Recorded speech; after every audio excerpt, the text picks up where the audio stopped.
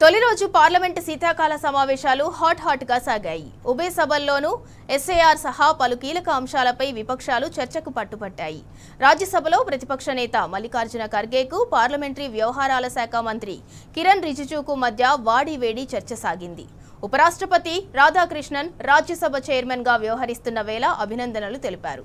అదే సమయంలో మాజీ ఉపరాష్ట్రపతి జగదీప్ ధన్కర్ రాజీనామా వ్యవహారం తనకు ఏమాత్రం నచ్చలేదన్నారు.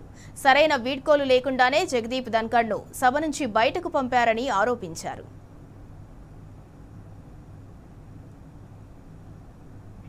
ఖర్గే వ్యాఖ్యలకు దీటుగా బదులిచ్చారు కేంద్ర మంత్రి రిజిజు. ప్రతిపక్ష నేతలు కాంగ్రెస్ చీఫ్ విప్ జైరాం రమేష్ చేసింది అప్పుడే మరిచిపోయారా అని చురకలు వేశారు. మాజీ ఉపరాష్ట్రపతి విషయంలో కాంగ్రెస్ నేతలు పరుష పదజాలం వాడారంటూ గుర్తు చేశారు. సభలో పనికొచ్చే విషయాలపై చర్చలు జరపాలని, సంబంధం లేని అంశాలతో సభా సమయం వృధా చేయొద్దని సూచించారు.